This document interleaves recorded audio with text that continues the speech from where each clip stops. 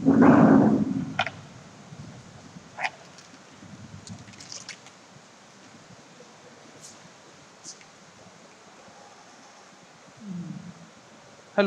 hello everybody. Today I'm going to discuss about the finite element analysis method. Earlier we had discussed about that. Earlier we had discussed about that, right?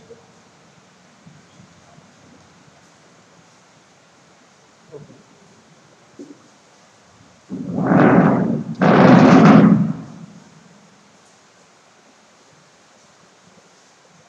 तो हम लोगों ने finite element method और finite element analysis both are the same, इसके बारे में हम लोगों ने डिस्कस कर लिया था। और हम लोगों ने इसमें क्या क्या पढ़ लिया था, इसमें हम लोगों ने इसमें इंट्रोडक्शन पढ़ लिया था, इसके स्टेप प्रोसीजर पढ़ लिया था, एप्लीकेशंस पढ़ लिया था, ठीक है।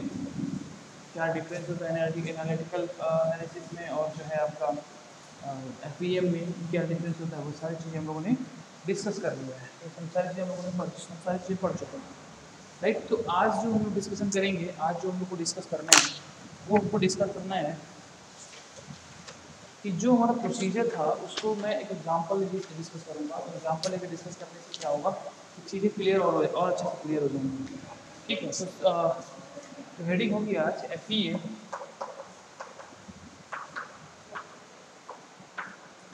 प्रोसीजर, ठीक है। एफईए प्रोसीजर तो समझना इसमें ये है, एफईए सबको ही लिखना है,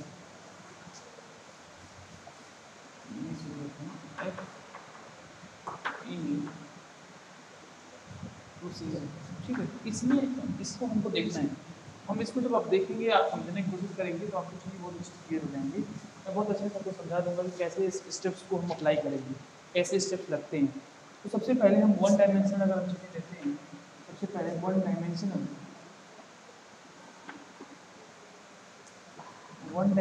हम जो है एक बार ले रहे हैं। वन डायमेंशनल बार को हम कंसीडर करेंगे कुछ इस तरीके से है,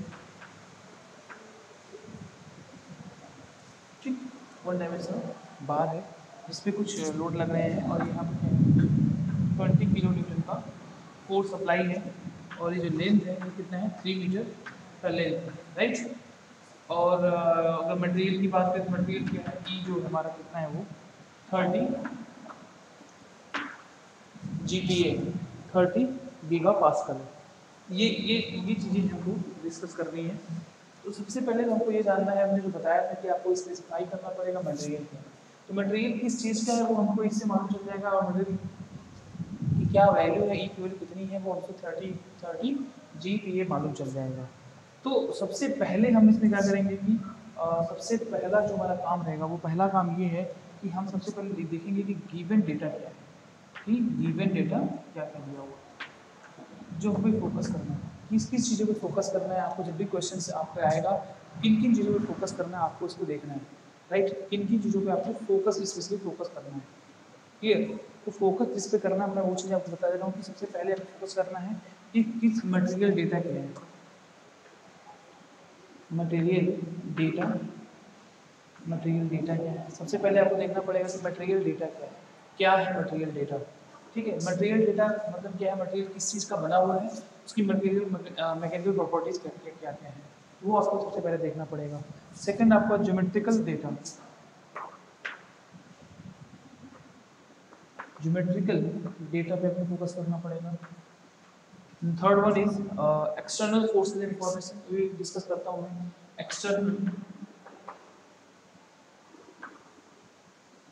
external force information, external force information discuss कर लेंगे। उसके बाद क्या है, बाउंड्री कंडीशन इंफॉर्मेशन, बाउंड्री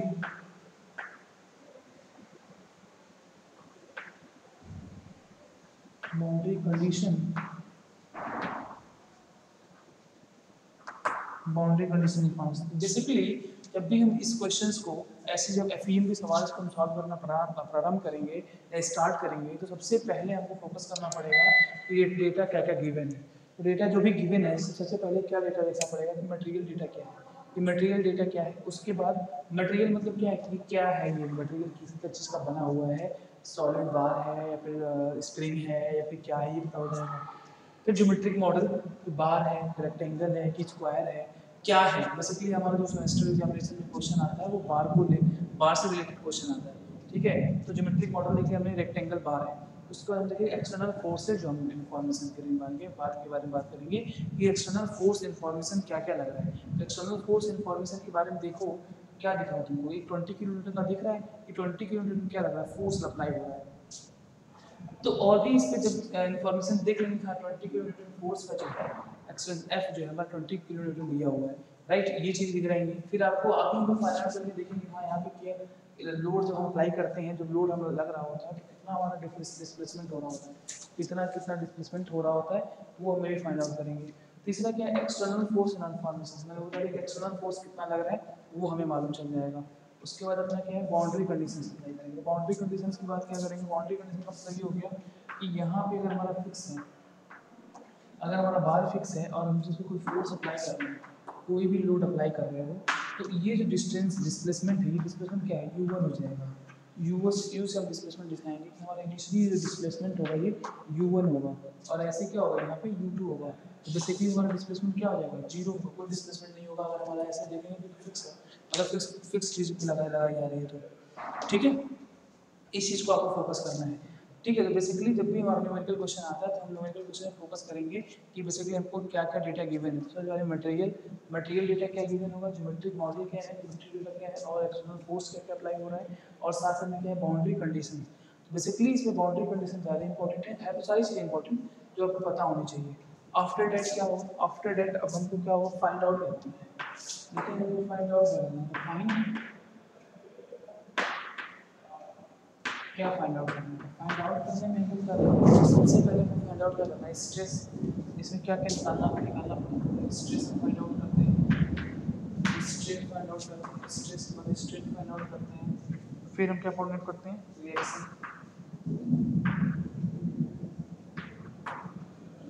ठीक है, स्ट्रेस, स्ट्रेन या फिर रिएक्शन, ये तीन चीज़ों को हमको फाइंड आउट करना रहता है। एफईएम का यूज करके हम स्ट्रेस, स्ट्रेन या फिर रिएक्शन को फाइंड आउट करते हैं।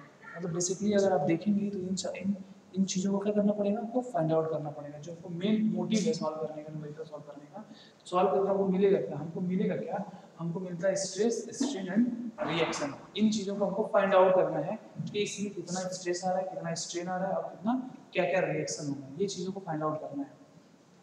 तो अब मैं आपको स्टेप 1 में जाएंगे, हम सबसे पहले स्टेप 1 स्टार्ट करेंगे। तो अब स्टेप 1 में सबसे पहले जो होगा वो डिस्क्रिमिनेशन हो जाएगा।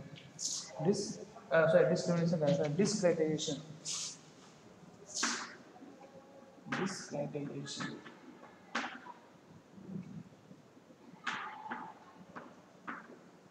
डिस्क्राइटेरिएशन में देखोगे सबसे पहले हमारा मोटिव क्या है, मोटिव ये है कि अभी जो हमारे पास बार है, ये बार क्या है, ये बार बना हुआ है,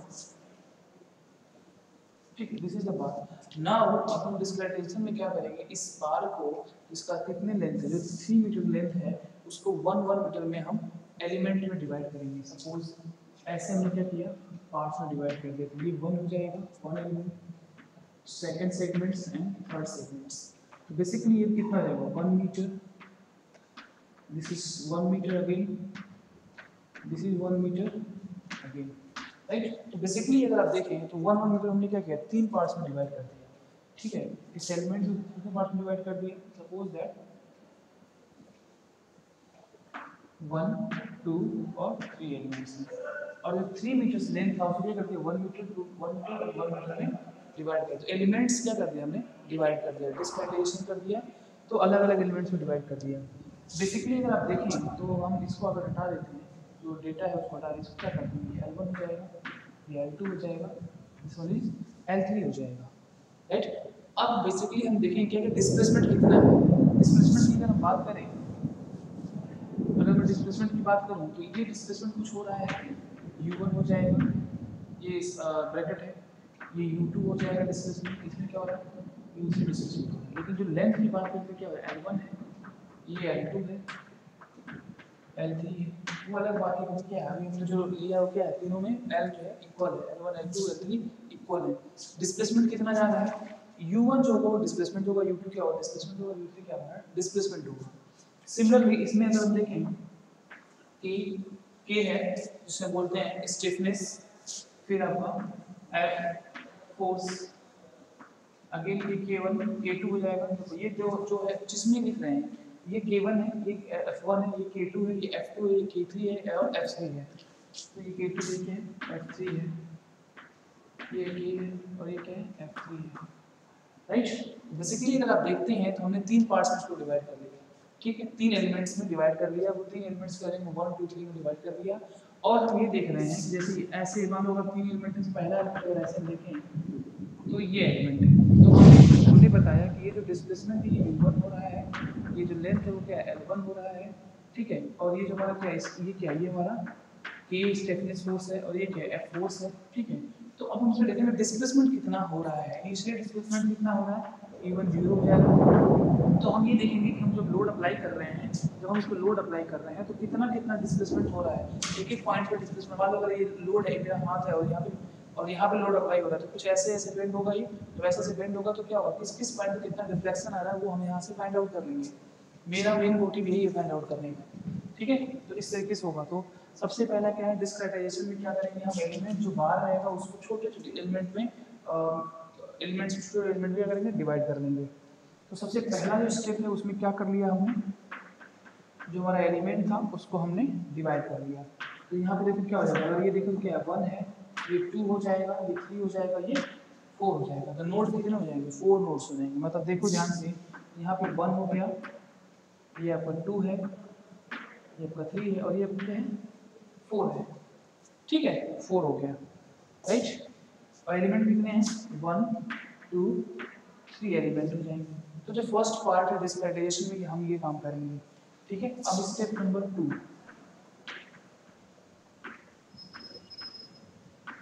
स्टेप 2 ध्यान देखो, स्टेप 2 को ध्यान से देखो।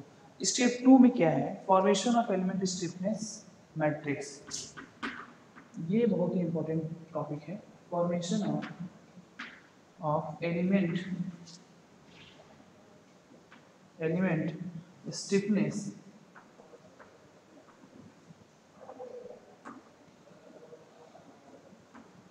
Matrix, right. तो formation of element stiffness matrix, अगर हम formation of element stiffness matrix की अगर हम बात करते हैं तो हम उसमें देखेंगे क्या कि K1 K2 K3 हमारा अलग अलग स्टिफनेस की बात करेंगे। तो अगर हम इसको थोड़ा सा बड़ा करना चाहता हूँ, थोड़ा बड़ा कर दूँ ताकि आपको और अच्छे से दिखाई दे, क्योंकि स्पेस है मेरे पास। देखो कुछ इस तरीके से था, ये है, राइट। इसमें क्या है कि इसमें देखो 1 2 3 है ना। तो हम अगर स्टिफनेस स्टेप 2 की बात करें तो formation of the element stiffness matrix, तो बेसिकली मैट्रिक्स क्या हो जाएगा, ये K1 था तो ये हो गया क्या K1 कामा K2 कामा K3। तो बेसिकली आपने देखा क्या कि आपका जो मैट्रिक्स है formation of element stiffness matrix है वो क्या है, K1 K2 एंड K3। क्यों है, क्योंकि आपका जो एलिमेंट है कितना 1 2 और 3 एलिमेंट्स में आपने क्या कर लिया है, डिवाइड कर लिया है। 3 एलिमेंट में अगर डिवाइड कर लिया है तो कितने हो जाएंगे, K1 K2 K3। हर एक एलिमेंट के लिए अपना अलग अलग स्टिफनेस हो जाएगा, ठीक है। तो ये चीजें हो जाएंगी स्टिफनेस। तो बेसिक जो फार्मूला होता है वो स्टिफनेस का वो क्या होता है, K = EA बाई L 1 -1 1, ये आपको माय डियर याद करना है। स्टिफनेस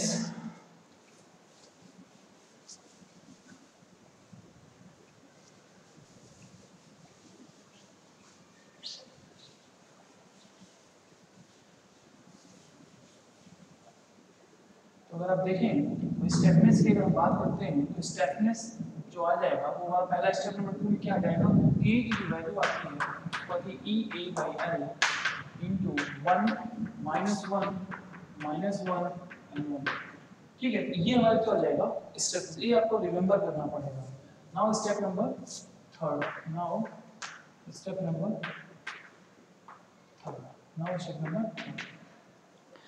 नंबर थर्ड क्या है, formation of global stiffness matrix, formation of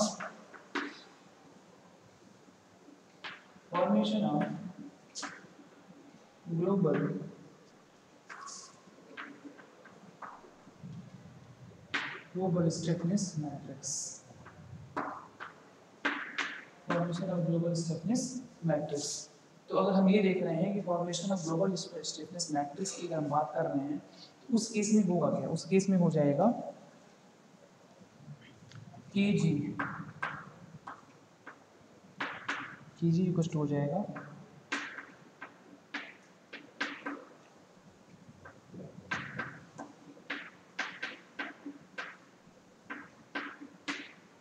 ठीक है,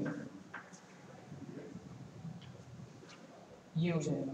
अगर हम जैसे हमने पहले क्या किया, पहले हमने स्टेपनेस निकाला, स्टेपनेस मैट्रिक्स हमने अलग अलग फाइंड आउट कर लिया, K1 K2 K3, K1 किया K2 किया K3 किया, तो हमने अलग अलग मैट्रिक्स निकाला। अब हमने क्या किया, ग्लोबल स्टेपनेस मैट्रिक्स हमने कंबाइन कर दिया, मतलब हमने एडिट। अब ध्यान देने वाली बात ये है कि जरूरी नहीं है कि हर बार क्या हो सब एडिशन ही हो, मे भी क्या हो सकता है सब्सट्रैक्शन भी हो सकता है, वो डिपेंड करेगा तुम्हारा जो क्वेश्चन उसका बाद है वो उसमें क्या कंप्रेशन हो रहा है कि टेंसाइल हो रहा है, उस पर डिपेंड करेगा।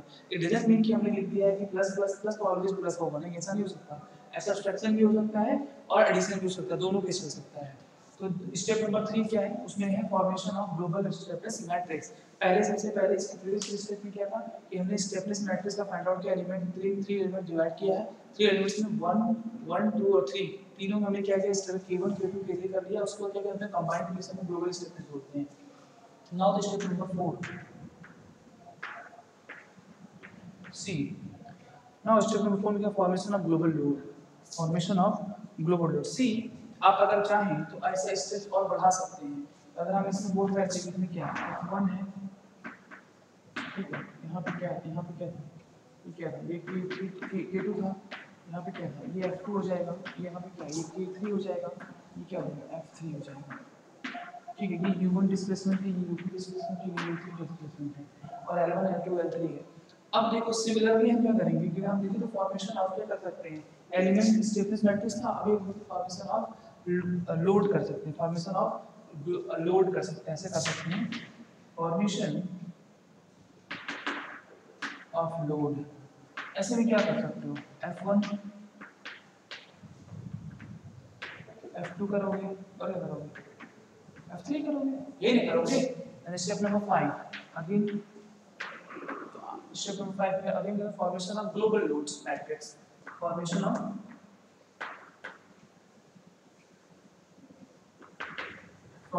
Global load matrix.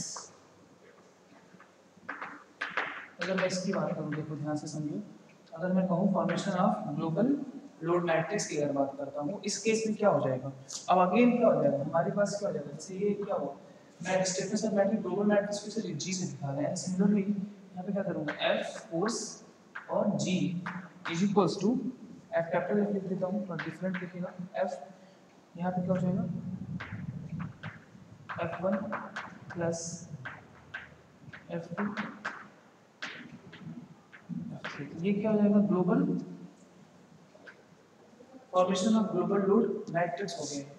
Formation of global load matrix ये चीज निकल के आ जाएगी, ये फॉर्मेशन ग्लोबल लोड मैट्रिक्स के फॉर्म में आ जाएगा। तो कहने का मतलब क्या है कि ये हमारा जो प्लस प्लस हम कर रहे हैं, ये प्लस भी कर सकते हैं माइनस भी कर सकते हैं, ये डिपेंड्स करेगा हमारा लोड कैसे अप्लाई हो रहा है। तो इसका मतलब ये नहीं है कि आप अगर इसको मैं बता रहा हूँ तो आप हमेशा इसको सब्सट्रैक्ट एडिशन करते रहिए, नहीं, सब्सट्रैक्शन भी कर सकते हैं, डिपेंड्स करता है कि हमारा क्वेश्चन में लोड कैसे अप्लाई हो रहा है, कंप्रेशन हो रहा है कि टेंसाइल लोड लग रहा है। तो स्टेप नंबर 4 आप देखो, अब एक चीज और कर सकते हैं, आप अगर चाहेंगे स्टेप नंबर 4 को स्किप कर दीजिए, आप चाहें तो स्टेप नंबर 4 को स्किप कर सकते हैं। कैसे स्किप कर सकते हैं, आपको फोर्स पता चल जाएगा ना F1 F2 F3 क्या है, ठीक है, तो फॉर्मेशन तो कर नहीं सकते आप, अगर कर पाते हो ठीक है, अदरवाइज इसको स्किप कर सकते हैं। क्या कर सकते हैं, इसको हम स्किप कर सकते हैं और सीधे क्या कर सकते हैं, स्टेप नंबर 5 पे पहुंच सकते हैं, स्टेप नंबर 5 को हम सीधा अप्लाई कर सकते हैं, ठीक है, ये आप काम कर सकते हैं, ठीक है, यहाँ तक तो क्लियर है।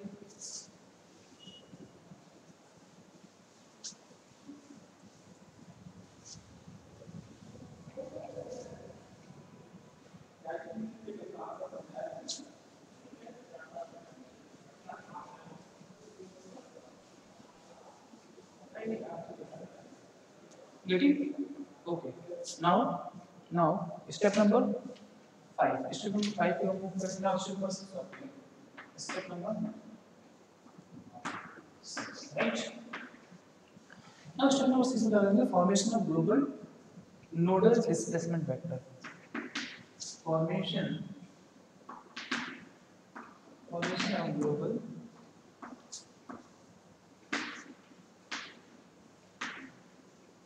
nodal displacement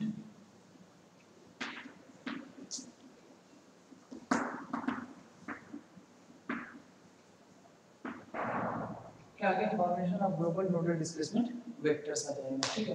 formation of global nodal displacement vector. इस केस में क्या होना है? इस केस में देखो क्या है, जो भी डिस्प्लेसमेंट हो रहा है, हम सपोज क्या करेंगे कि हम अगर लोड अप्लाई करें, जैसे ये चीजें हैं, तो ये अगर एलिमेंट फर्स्ट एलिमेंट है, तो हम इस पर जो भी लोड अप्लाई कर रहे हैं, जो भी लोड अप्लाई किया जाएगा, तो इसमें कुछ ना कुछ डिफ्लेक्शन आएगा, नहीं है? डिफ्लेक्शन आएगा। डिफ्लेक्शन आएगा मतलब क्या? डिस्प्लेसमेंट में क्या होगा? चेंजेस कितना है? डिफरेंसेस आ रहा है।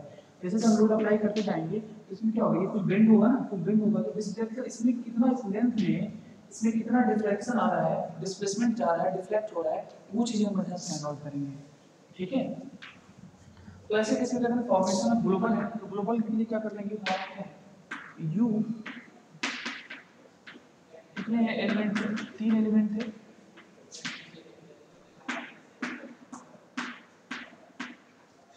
ठीक? ये मतलब क्या हो गया? ग्लोबल नोडल डिस्प्लेसमेंट हमने ये फाइंड आउट कर लिया। ग्लोबल नोडल डिस्प्लेसमेंट आपका ऐसे निकल जाएगा। Now step number 7, step number 7 में क्या देखेंगे? स्टेप नंबर 7 में सबसे पहले क्या हमने यहाँ डिस्प्लेसमेंट देखा। डिस्प्लेसमेंट में हमने जब भी हम फोर्स अप्लाई करेंगे, लोड अप्लाई करेंगे, तो उसमें बेंड हो जाएगा। जैसे मान लो सपोज दैट हमारा ये क्या है, ये हमारा क्या है, कोई बार है, अब बार में हमने लोड अप्लाई किया, तो लोड अप्लाई करेंगे तो कुछ ऐसे मूव करेंगे, ऐसे बेंड होगी, ऐसे बेंड होगा, तो हम देखेंगे कि किस पॉइंट पर कितना कितना डिफ्लेक्शन आ रहा है, कितना कितना डिस्प्लेसमेंट मूव कर रहा है, बेंड हो रहा है, तो उसमें हम चेक कर लेंगे। अभी क्या है? assemblies of global, assemble करेंगे आप, assemble of global nodal displacement load equation,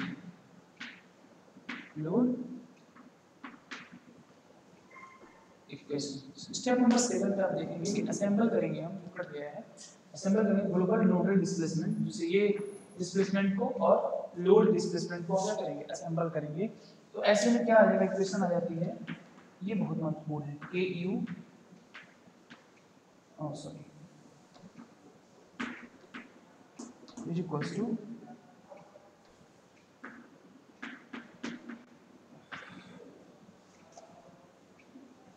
clear? ये क्वेश्चन बहुत महत्वपूर्ण है। हमने क्या किया? मैट्रिक्स के फॉर्म में असेंबल कर दिया, तो ये जो हमारा आएगा क्या है? ये स्टेफनेस, ग्लोबल स्टेफनेस हो जाएगा, ग्लोबल स्टेफनेस हो जाएगा, ये क्या हो जाएगा? ग्लोबल नोडल डिस्प्लेसमेंट हो जाएगा, और ये क्या? ग्लोबल लोड एंड मैट्रिक्स हो जाएगा। तो कहने का मतलब क्या है कि ये ग्लोबल स्टेफनेस का मतलब क्या होगा? जो स्टार्टिंग मैंने स्टेफनेस वाला फॉर्मूला लिखवाया था, जो कि ये है सी, ये का मतलब क्या? हम ये वैल्यू क्या है वो इस फॉर्म में कहाँ लिखा है? आपने यहाँ लिखा है डिस्प्लेसमेंट वाला, ये जो वैल्यू है पूरा 1 2 ऐड किया है, इसको क्या किया? सिर्फ यहाँ लिख दिया। सिमिलरली फोर्स वाले केस में क्या है? इस टोटल को क्या किया हमने? यहाँ लिख दिया है। मतलब क्या है कि जब हम स्टेफनेस मैट्रिक्स को फाइंड आउट करेंगे, उस केस में क्या करेंगे? हम स्टेफनेस मैट्रिक्स फाइंड आउट करना है ना, तो ये जो केस है, इन दोनों की जो इसकी जो वैल्यू आएगी वही हमको क्या करना है? यहाँ पे पुट अप करना है। ये बात समझ में आ रही होगी आपको? वही वैल्यू क्या करना, वहाँ पे पुट अप करना। पुट अप करके आप वहाँ से सॉल्व करेंगे, तो वहाँ से आप चीज़ें क्या होंगी? वैल्यू निकलती चली जाएगी, वैल्यू निकलती चली जाएगी। ठीक है, इस चीज़ को ध्यान रखना है आपको ना।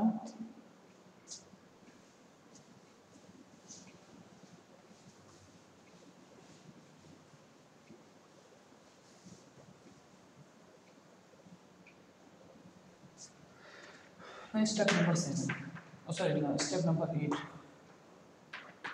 स्टेप नंबर 8 में क्या होगा? Incorporation of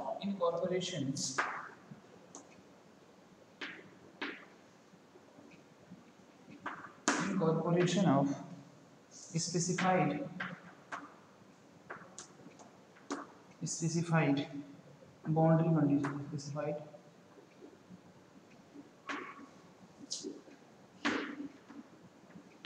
specified boundary condition, specified boundary condition.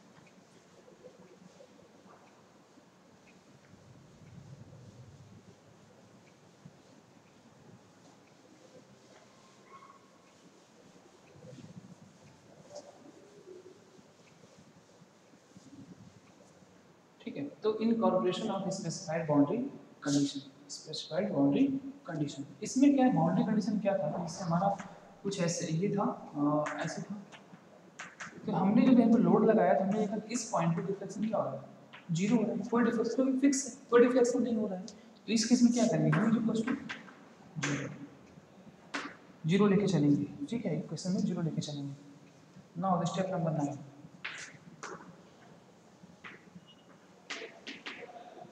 solution of simultaneous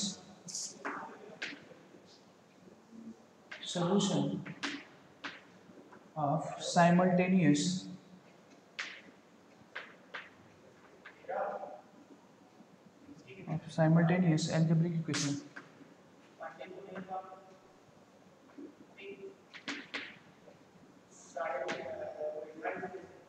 equation. ठीक है, अब ये महत्वपूर्ण है, algebraic इक्वेशन क्या हो जाएगा, ए ये displacement is equals to B का force.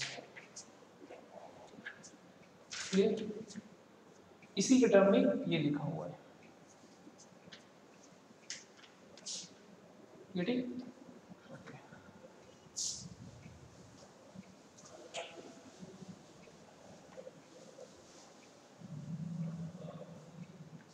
Now this step number, तो ये जो स्टेप्स सारे स्टेप्स हैं, ये सारे स्टेप्स जो है आपको जो पढ़ने हैं, जो स्टेप, ये स्टेप्स अगर आपने समझ लिया तो आप ही समझिए कि आपका न्यूमेरिकल आपसे गलत नहीं हो सकता। बाहर के न्यूमेरिकल हो, स्प्रिंग का मैं और बता दूंगा, न्यूमेरिकल भी मैं दो न्यूमेरिकल सॉल्व कराऊंगा, सीखने में कॉन्सेप्ट क्लियर हो जाएगा। बट ये स्टेप्स बहुत इंपॉर्टेंट है जो आपको न्यूमेरिकल को सॉल्व करने में बहुत ही आसान कर देगा। ठीक है, तो now step number 10, this is the last step, computation of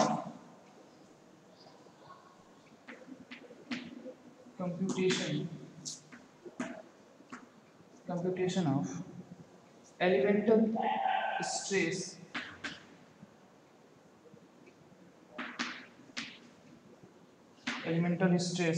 strain।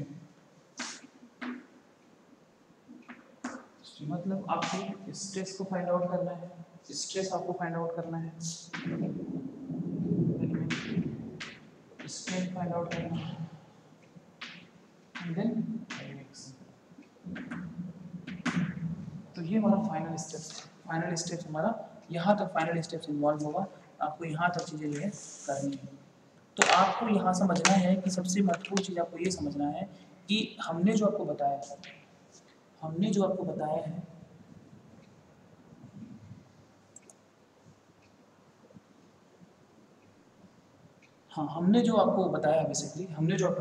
है वो क्या है, वो हमने आपको ये बताया है कि ये सारे क्या प्रोसेस हैं, ये सारे आपके प्रोसेस हैं। इस प्रोसेस में आपके पास 10 प्रोसेस है। सबसे पहला जो प्रोसेस था उसमें हमने क्या किया था कि क्या मटेरियल्स इन्वॉल्व है, कौन सा मटेरियल का उनको देखना पड़ेगा, डेटा क्या दिया हुआ है, और सबसे जो महत्वपूर्ण चीज़ें हैं वो महत्वपूर्ण फॉर्मूला क्या है, महत्वपूर्ण फॉर्मूला ये है, इसको आपको याद रखना है, ये बहुत ही इंपॉर्टेंट है।